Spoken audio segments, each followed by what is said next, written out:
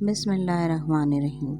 ہمارے پیارے ملک پاکستان کے بارے میں کہا جاتا ہے کہ یہاں زندگی گزارنا آسان نہیں۔ ایک طویل اور سخت جدوجہد کے بعد بھی آپ پرسکون زندگی گزارنے کے قابل نہیں ہوتے۔ یاد رہے کہ میں عام کی بات کر رہی ہوں، خواص کی نہیں۔ دنیا کے معاشی حالات تو اب جا کے خراب ہوئے ہیں، مگر ہمارے ملک میں عوام کی زندگی ہمیشہ سے ہی ناہموار رہی ہے۔ بچپن کے معصوم اور پر لطف راستے چھوڑ کر جب شعور کی منزل پہ قدم رکھتے ہیں تو سب سے پہلے اپنے والدین کی قدر ہوتی ہے۔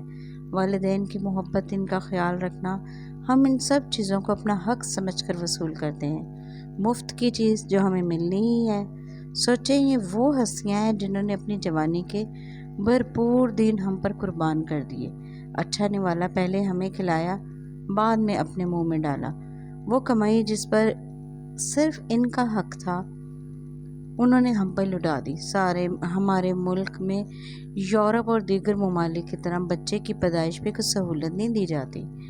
زندگی کی ابتدا کے بعد سے بچے کے اس دنیا میں آنے تک کا عمل انتہائی مشکل بنا دیا گیا ہے، اور یہاں کا ہیلتھ سسٹم تو ایسا ہے کہ اگر آپ پرائیویٹ ٹریٹمنٹ کروا رہے ہیں تو اپنی کمائی کا ایک بڑا حصہ اس کے لیے مختص کر دیں، اور گورنمنٹ ہسپتال میں جائیں گے تو ایک بیماری کا علاج ہو نہ ہو آپ کو 4 مزید ضرور لگ جائیں گی۔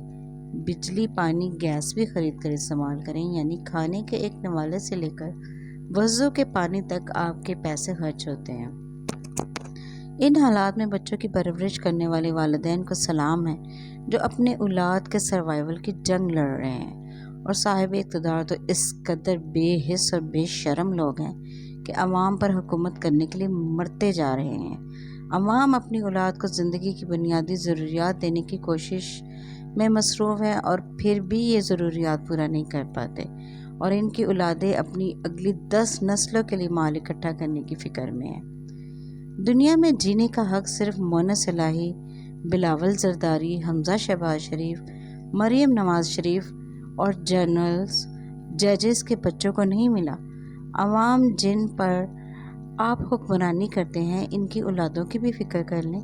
عوام تو کسی کو لوٹتے بھی نہیں، بلکہ محنت کر کے کماتے ہیں، آپ کو ٹیکسز دیتے ہیں، پھر بھی آپ ان کی زندگیاں مزید تنگ کرتے جا رہے ہیں۔ زندگی بھی مشکل، موت بھی مشکل، اور پھر نام نہاد زبردستی مسلط کیا گیا لیڈر کہتا ہے کہ سکون تو قبر میں ہی ملے گا۔